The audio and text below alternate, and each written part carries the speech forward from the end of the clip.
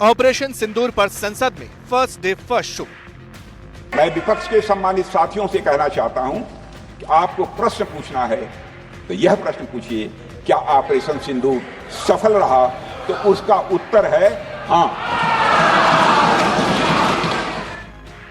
सिंदूर पर विपक्ष का रैपिड फायर। सच्चाई पहलगाम की आनी चाहिए, सच्चाई ऑपरेशन सिंदूर की आनी चाहिए। सरकार का पॉइंट टू पॉइंट जवाब। उन्होंने एक बार भी हमसे यह नहीं पूछा कि हमारी सेनाओं ने दुश्मन के कितने विमान मार गिराए। सवालों की मिसाइल, जवाबों का डिफेंस सिस्टम।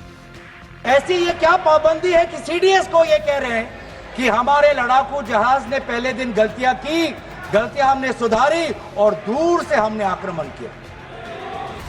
जब युद्ध का मैदान तैयार होता है तो आमने सामने दो सेनाएं होती हैं, एक दूसरे पर बारूदी बौछार होती है। इस बार भी मैदान सजा, इस बार भी सेनाएं आमने सामने थी, बौछार भी हुई लेकिन बारूदी नहीं। सवालों की मिसाइल दागी गई, जैसे सवाल थे जवाब भी उसी मार्के के मिले। यकीन न हो तो सीज फायर पर सवालों का पहला राउंड सुन लीजिए। सीज फायर हो गया, क्यों हुआ? हम आदरणीय प्रधानमंत्री मोदी जी से जानना चाहते थे, अगर पाकिस्तान वाकई में अपने घुटने टिकने के लिए तैयार था तो आपने क्यों रुका? आप क्यों रुके और किसके सामने आप झुके? किसके सामने आपने सरेंडर किया? किसके सामने आपने सरेंडर किया? 10 मई को पाकिस्तान के डीजीएमओ ने भारत के डीजीएमओ से संपर्क किया और सैन्य कार्रवाइयों को रोकने की अपील की। मैं सदन में यह बात फिर से दोहराना चाहूंगा कि पाकिस्तान के डीजीएमओ ने भारत के डीजीएमओ से संपर्क किया और सैन्य कार्रवाइयों को रोकने की अपील की। 12 मई को दोनों देशों के डीजीएमओ के बीच औपचारिक संवाद हुआ और दोनों पक्षों ने सैन्य कार्रवाइयों पर विराम लगाने का निर्णय लिया। यह मानना कि यह ऑपरेशन किसी दबाव में रोका गया था, यह बेबुनियाद है और सरासर गलत है। अब चाहे ट्रंप 26 बार बोले या 246 बार, हिंदुस्तान की सरकार की लाइन क्लियर। अमेरिकी राष्ट्रपति के ये कहने से कोई फर्क नहीं पड़ता कि सीज फायर के लिए उन्होंने दबाव डाला। सरकार के मुताबिक सच ये है, तथ्य ये है कि पाकिस्तान सीज फायर के लिए गिड़गिड़ाया था। पाकिस्तान ने सीज फायर की कॉल की, इसीलिए भारत ने ऑपरेशन सिंदूर के तहत हमले रोके। आज ये खुद कह रहे हैं कि हमारा मकसद युद्ध का नहीं था। हम पूछना चाहते क्यों नहीं था? होना चाहिए था। आज उन्होंने खुद कहा कि हमारा मकसद जमीन लेने का नहीं था। क्यों नहीं था? पाकिस्तान ऑक्यूपाइड कश्मीर अगर आज नहीं लेंगे तो कब लेंगे? इसमें पाकिस्तान को चीन से कितना समर्थन मिल रहा है, हम सेना से नहीं, आज हम आदरणीय राजनाथ सिंह जी से और प्रधानमंत्री मोदी जी से जानना चाहते हैं। अध्यक्ष महोदय, यह सिंदूर की लाली शौर्य की कहानी है। यह सिंदूर की लाली शौर्य की कहानी है, भारत के मस्तक पर वीरता की निशानी है।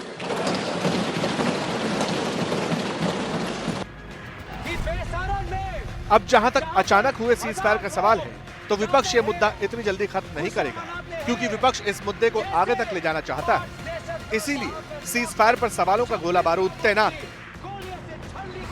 सवाल था, पाकिस्तान से युद्ध विराम किसके कहने पर हुआ? जवाब मिला, पाकिस्तान ने ही गुहार लगाई। सवाल था, ट्रंप बार बार सीज फायर का क्रेडिट क्यों लेते हैं? इस पर सरकार ने कोई साफ जवाब नहीं दिया। सवाल था, ट्रंप बार बार ट्रेड का हवाला देकर जंग रोकने की बात क्यों करते हैं? जवाब मिला, पाकिस्तान और सिर्फ पाकिस्तान के कहने पर ही सीज फायर किया गया। जिन मोहि मारा तीन मोहि मारे। अध्यक्ष, जिस प्रकार प्रभु हनुमान ने लंका में अपनी रणनीति बनाई थी, उसी प्रकार हमने भी उन्हीं को निशाना बनाया जिन्होंने हमें नुकसान पहुंचाया था। हमारी सेनाओं द्वारा की गई वेल कोऑर्डिनेटेड स्ट्राइक्स ने 9 टेररिस्ट इंफ्रास्ट्रक्चर टारगेट्स को प्रिसीजन के साथ, सटीकता के साथ हिट किया और इस सैन्य कार्रवाई में एक अनुमान के अनुसार 100 से अधिक आतंकवादी, मैं बहुत संभल कर बोल रहा हूं अध्यक्ष महोदय, हमारी फिगर गलत ना होने पाए, फिगर इससे बहुत अधिक है, 100 से अधिक आतंकवादी उनके ट्रेनर, उनके प्रशिक्षक, उनके हैंडलर लश्कर-ए-तोयबा और हिजबुल मुजाहिदीन जैसे आतंकवादी संगठनों से संबंधित थे। अब उस मुद्दे की बात जिसे लेकर विपक्ष काफी एग्रेसिव दिखाई दी। संसद में बहस चली तो बात आतंकियों की घुसपैठ तक पहुंची। सवाल पूछा गया कि पाकिस्तानी दहशतगर्द पहलगाम तक कैसे पहुंचे, उन्हें किसका सपोर्ट था। 100 दिन गुजर गए और वे 5 दहशतगर्दियों को यह सरकार पकड़ नहीं पाई।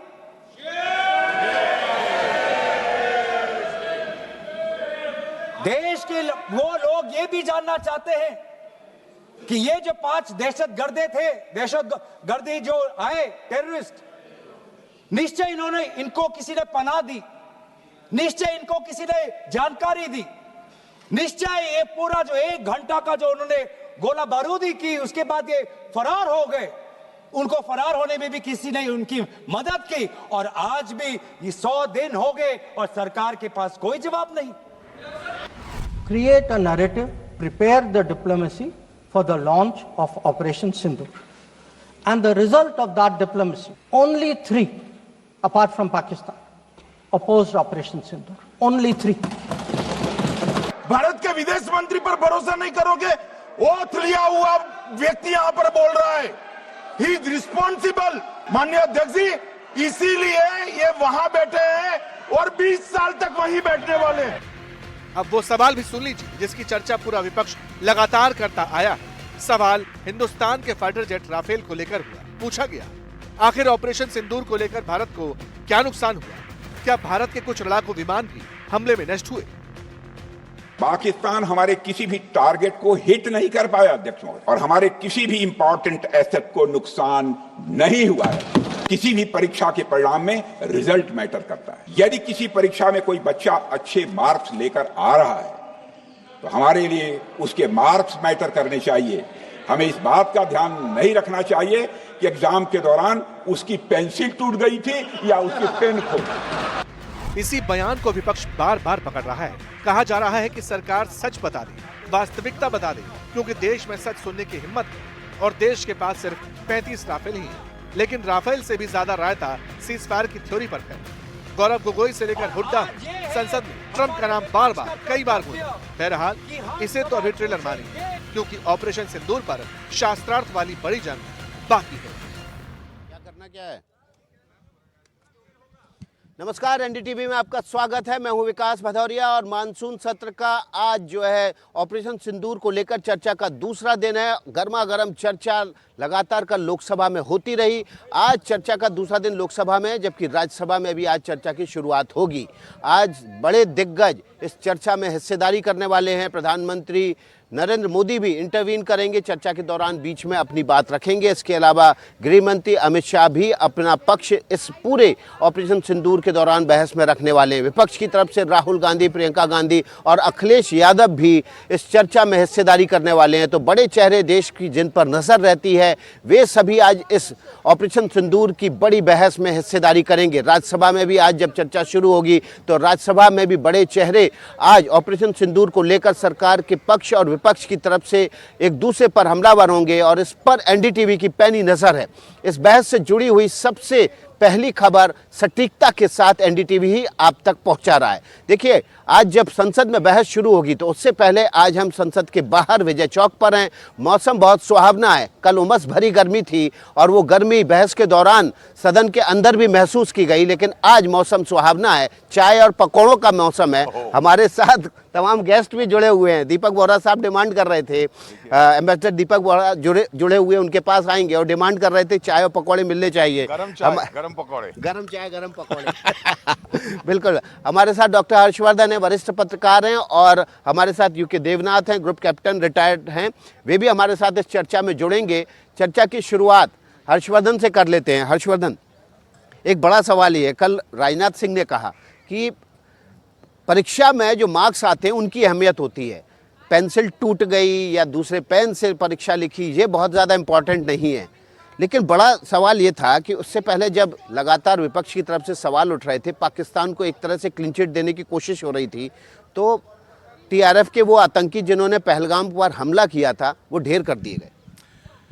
विकास, सबसे पहले तो ये कि बढ़िया है, चाय पकौड़े की बात हो रही है तो गर्मी सिर्फ यहाँ नहीं निकली है, गर्मी उधर भी लगता है निकल गई है, क्योंकि जिस तरह से जवाब दिया है और विशेष करके रक्षा मंत्री और विदेश मंत्री, क्योंकि सबसे स्टेक होल्डर तो वही है, सीधे सीधे रक्षा नीति और विदेश नीति का मसला है, जिस शानदार तरीके से जवाब दिया।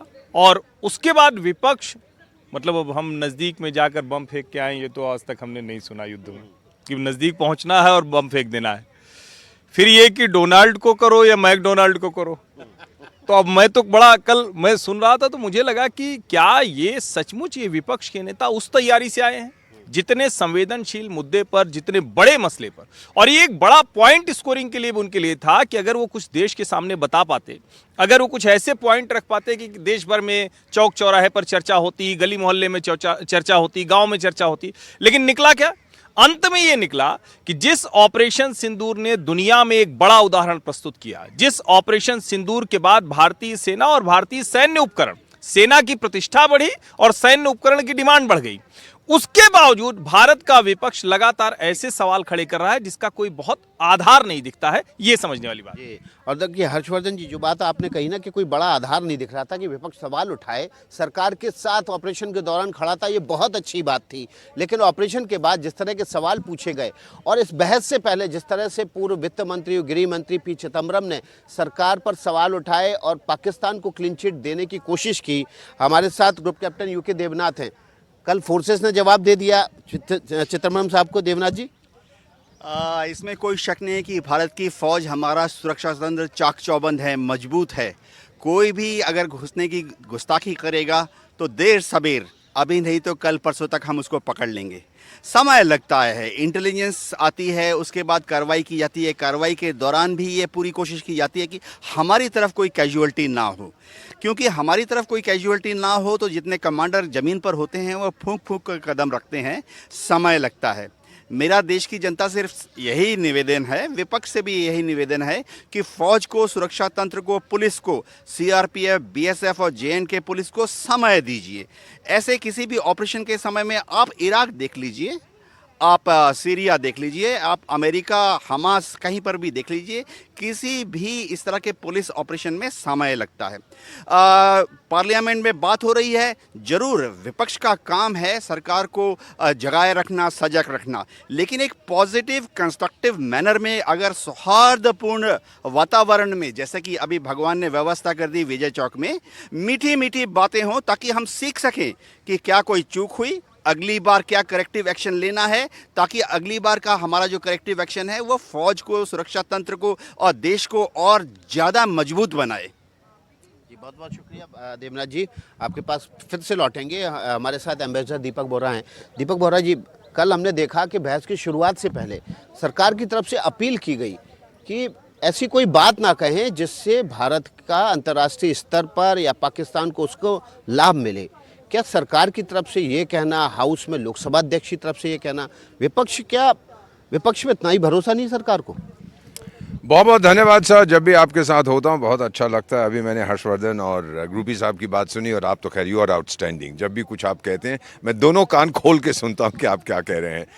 इतना कहना चाहता हूँ, 6 देशों में मैं आपका रात दूँ, अपनी तरफ से मैं 2 चीज़ें बता देता हूँ सर। एक देश में मैं वहाँ था तो हम लोगों से कहा गया कि आपका ऑब्जेक्टिव है कि यहाँ की सरकार से कहो ये चुनाव हो रहे हैं संयुक्त राष्ट्र संघ में, किसी चीज़ के लिए करे। मेरा एक्सेस था टू द प्रेसिडेंट, मैं सीधा गया, मैंने बोला सर ये है, इसे of course it will be done. अब कोई मुझे कहे उसने क्यों कहा, पिछले साल उसने गलत बात क्यों कही थी, मैं आई मीन कम ऑन, मेरा ऑब्जेक्टिव था, मेरा टारगेट था कि भाई वो भारत का समर्थन करे, उसने कर दिया। उसने सवेरे भोजन पे क्या खाया था मैं क्यों पूछूं उससे सर, पिछले साल उसके क्या विचार थे, उसका क्या लेना देना है। दूसरा सर, ग्रुपी को याद होगा सूडान में बहुत साल हो गए, जब मैं राजदूत था हमारे एक हेलीकॉप्टर को रोक लिया था कि जासूसी कर रहा है, छुड़वाना था हेलीकॉप्टर को, हमारे यूएन मिशन का था। मैं मिला वहाँ पे टॉप लेवल से, मैंने कहा नहीं कर रहा था, मेरी बात, डू यू ट्रस्ट मी, मैं भारत का राजदूत हूँ, of course we trust you, छोड़ दिया। अब बाद में अगर कोई पूछे जी कितना पैसा दिया, क्या खिलाया आपने, ये किया वो, व्हाट इज द पॉइंट, मेरा ऑब्जेक्टिव है ये, उसको मैंने अचीव कर लिया। सिमिलर टारगेट था कि हम उनके जो आतंकी गढ़ हैं उनको ध्वस्त करते हैं, वो हमने अचीव कर दिया। आपको शाबाशी देनी चाहिए, आप कहने वेरी गुड, दोबारा भी हो करिए। कितने जहाज नीचे गिर गए उसके या मेरे, डोनाल्ड ट्रम्प, मैं कंफ्यूज हो, क्या नाम है उनका, डोनाल्ड ट्रम्प, क्षमा कीजिए, डोनाल्ड ट्रम्प साहब ने 500 बार क्यों बोला, उनसे पूछिए, मुझे क्या लेना है। फाइनली जो आपने कहा सर, सर जब मैं छोटा था बिजली चली जाती थी, आई एम टॉकिंग ऑफ, आपका तो जन्म भी नहीं हुआ था, लेट 50s अर्ली 60s, मैं पढ़ाई करने जाता था घर में, बिजली चली गई तो लैंप पोस्ट के नीचे जाके सर मैंने पढ़ा है, वो मैं यूज़ करता था बिजली के खंभे को रोशनी के लिए। अरे उसको मैं यूज़ नहीं करता था सहारे के लिए कि मैंने नशा कर रखा है तो उस पर खड़ा हो जाओ।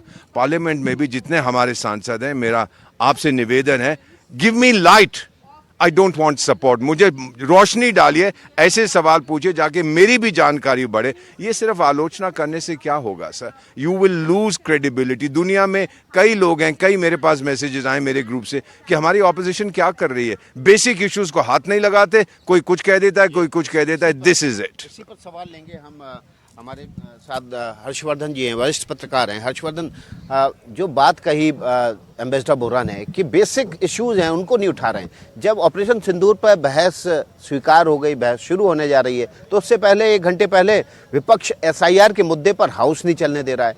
कंफ्यूजन है विपक्ष के बीच? नहीं, कन्फ्यूजन से ज्यादा मुझे लगता है कि वो किसी एक मुद्दे पर टिकना नहीं चाहते। कन्फ्यूजन से ज्यादा है मुझे लगता है, हमला करो और भागो, हमला करो गुरिल्ला और युद्ध। भागो। वजह है क्या है, उनके पास बहुत कुछ बोलने बताने के लिए नहीं। जैसे उदाहरण के लिए कल ही हमने लोकसभा में जो डिबेट देखी, उस डिबेट में कौन से ऐसे प्रश्न आए जिसको देश की जनता के मन में कहीं जाकर छुआ होगा कि हाँ हमारा विपक्ष ये बात कर रहा है।